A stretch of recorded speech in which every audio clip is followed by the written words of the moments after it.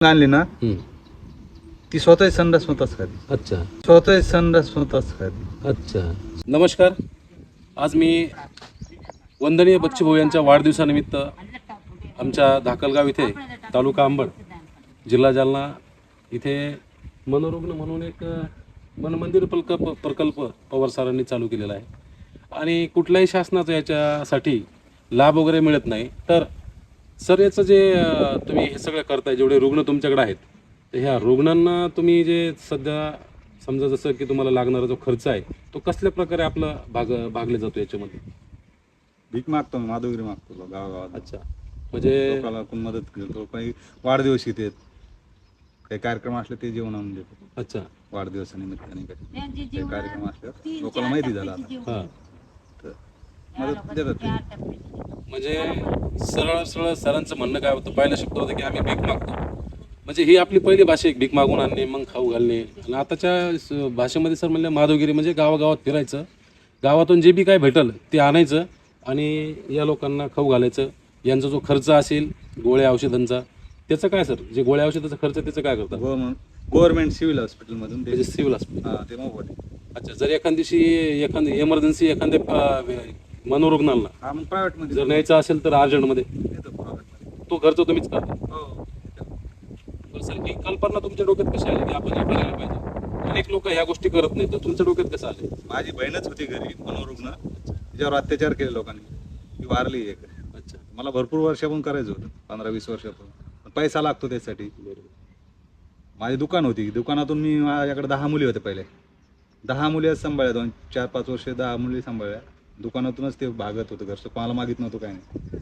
पण मला मनोरुग्णाचं करत होतं. माझ्या मिसेसला म्हणलं, तुझी जमीन आहे 2 एकर शेगावला होती, ती विकते का? ती म्हणजे हो करा म्हणलं. आम्ही खोटं बोललो सासऱ्याला, बाबा हे आम्हाला दुकान वाढवायची म्हणलं, आणि आमच्या दोघांचंच प्लॅन, आम्हाला हे दुकान वाढायचं, पण आम्हाला हे करायचं, काही आम्हाला काहीच ठेवायचं नव्हतं, काही आम्हाला फक्त माधवगिरी मागून खाऊ घालायचंच होतं यांना. मग जमीन विकली तिकडची, इकडं आम्ही 2 महिने पाहत राहिलो जागा, आणि इथं 17.5 गुंठे जागा घेतली. 17.5 गुंठे तुम्ही घेतले. 17.5 गुंठे घेतली, शेड बनवलं, जाळी कंपाऊंड मारलं. इथे किती वर्षापासून आपण हे सगळं? 4 वर्ष झाली. 4 वर्ष.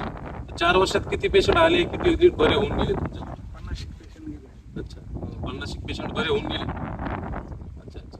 तर मग आता आमचं एकच म्हणणं आहे, जे काय कोणी व्हिडिओ बघत असतील त्यांना एकच विनंती आहे की आपल्याकडून जे काय डोनेट करता येईल ते QR च्या मार्फत आपण त्या दिलेल्या QR ते डोनेट करावं, कोणाला काय डोनेट करायचे असतील ते. आणि तो QR डायरेक्टली जे काय यांचं हे आहे मनमंदिर प्रकल्प, म्हणजे इथं जे काय मनोरुग्ण आहेत त्यांच्यासाठी वापरला जाणारा तो पैसा आहे. तर हा जो संदेश आहे हा मी जेवढं जास्त बच्चूभाऊंना सांगण्यात येईल तेवढं मी त्यांना सांगणारच आहे. त्यानंतर एकनाथ शिंदे साहेब सुद्धा अशा लोकांसाठी खूप पुढाकार घेतात, तर त्यांना सुद्धा ह्या गोष्टी सांगण्यात येईल. तसं तुम्हाला आमच्याकडून आज जी काही मदत करता येईल आम्ही ती करू. आणि तुम्हाला याच्यासाठी काय करता येईल, म्हणजे तुम्हाला अजून ह्या आश्रमसाठी महत्त्वाचं काय आहे तुम्हाला इथं?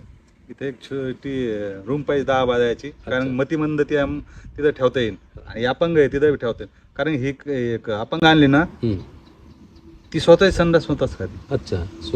स्वतःच खाऊन घेते. हा. अच्छा.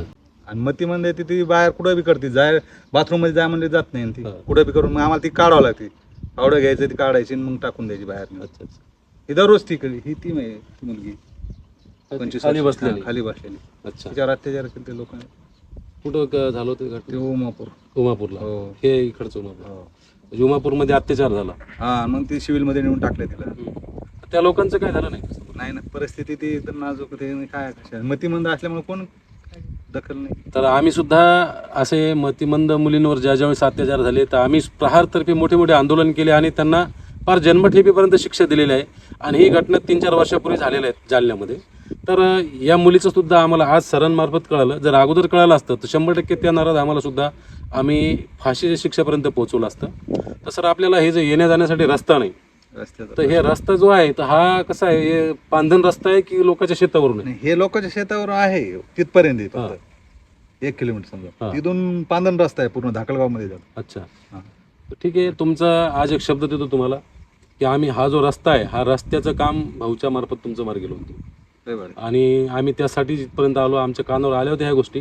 राहिला प्रश्न तुमचा हे कंपाऊंड वॉलचा, तर कंपाऊंड वॉल झालं तर मग आम्हाला पत्रे भेटले, आम्ही पोल ठोकलेले आहेत पत्रे भेटले तर आमचं लय बराच पळून जाणार नाही पेशंट. तर तुम्ही विचार करत असाल मित्रांनो कंपाऊंड वॉल कशासाठी, तर ही जी जाळी लावलेली ना या जाळीच्या खालून ते मतिमंद जे काय महिला आहेत ते खालून उकरून ते बाहेर जातात असं सर म्हणले. आणि एक महिला गेली होती, तर ते महिला कशी गेली होती? विहिरीत जाऊन पडली ती, उकरून गेली विहिरीत जाऊन पडली होती. 4 दिवस सापडली नव्हती आम्हाला. मग तुम्हाला कोणी सांगितलं इथं नंतर आहे? मग शेतावाल्याने सांगितलं, म्हणजे आमच्या विहिरीत म्हणून त्यांनी मला शिवाय द्यायला मला आता इथून पुढे काही होणार नाही. घटना झाली. आमच्या कानावर हे बी आलं की तुम्हाला इथल्या आजूबाजूच्या शेतकऱ्यांचा खूप त्रास आहे. नाही त्रास काही नाही नाही तसा त्रास नाही, म्हणजे आता हे तुम्ही इथं असं घटना घडली विहिरीत पडली. त्यावेळेस मग आता त्यांना वाटतं त्यांच्या याच्यावर आला असतं ते. हा बरोबर आहे. नाही पण तुम्ही जे करताय ते कोणीही करत नाही. जी सेवा तुम्ही आज करताय, मनोरुग्ण लोक सांभाळताय, तुम्हाला याच्यापासून काही फायदा नाही. आहे ना, आनंद भेटतो आम्हाला. तुम्हाला आनंद भेटतो, तुमच्या आनंद भेटतो. खऱ्या अर्थानं तुमच्या जीवनात तुम्ही समाजसेवा करताय याचा आनंद आम्हाला वाटला. आणि दुसरी गोष्ट म्हणजे सर आम्हाला तुम्हाला भेटून आज पहिली बार मी एवढ्या मोठ्या मोठ्या ठिकाणी गेलो, अनेक दिव्यांगाच्या घरी गेलो, अनेक दिव्यांगाला मदती केल्या, परंतु मला हे तुमचं जे माझ्या आजूबाजूला हे तुमचं जे चालू आहे जसं की मनोरुग्ण तुम्ही सांभाळता ही गोष्ट मला कालच कळाली. आणि जशी कळाली ना तर मी तुमच्याकडे आलो, कारण इथे माझे मित्र येऊन गेले. 2-4 जणांचं बर्थडे सेलिब्रेशन इथं झाला. त्यांच्याकडून तुम्हाला लागणारं जे काय गरजू साहित्य आहे म्हणजे तुमचं किराणा वगैरे ते सुद्धा त्यांनी तिथं दिला. तर माझा शब्द एकच आहे, तुमच्याकडे किराणा वगैरे तर येईलच, परंतु मी सर्व माझे काही फॉलोअर्स असतील त्यांना एक विनंती करतो की आपण आपल्याकडून जे शक्य होईल ती मदत दिलेल्या QR वर पाठवावी, जेणेकरून हे जे सांभाळतात पवार सरांना मदत होईल. आणि कोणी करू शकत नाही तर हे करतात, तर आपल्याला जर थोडंफार कुठलं पुण्य करायचं काम जर आपल्या नशिबात असेल तर आपण त्या QR ते पैसे पाठवून थोडेफार मदत करावी. कारण आपण 10 आणि 20 आणि 50 रुपये तर रोजचे डेली कसे घालतो, 100 200 रुपये आपण कुठे वेस्टच घालतो आपल्यालाच कळत नाही.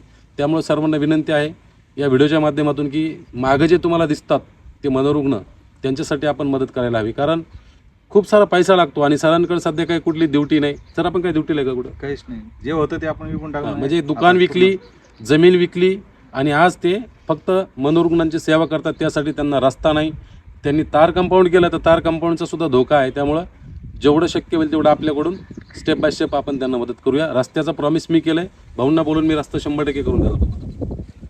तर अजून काही तुम्हाला काही बोलायचं असेल तर तुम्ही बोलू शकता. जे काय सबस्क्रायबर ते बघतात, फॉलोअर्स बघतात, तुमचा व्हिडिओ जो आहे तर अनेक लोक बघू लागले, तर तुम्ही सांगा तुम्हाला काही बोलायचं असेल तर व्हिडिओच्या माध्यमातून. मला काही दुसरं काही बोलायचं नाही, जे आता तुम्ही बोलले सर्व काही. तरी मी तुम्हाला काही तुमचं थोडंसं 2 मिनिटं मत व्यक्त करायचं असेल तर काय माझं काय मत, दुसरं काय तुम्ही जे ते सर्व सांगून टाकलं.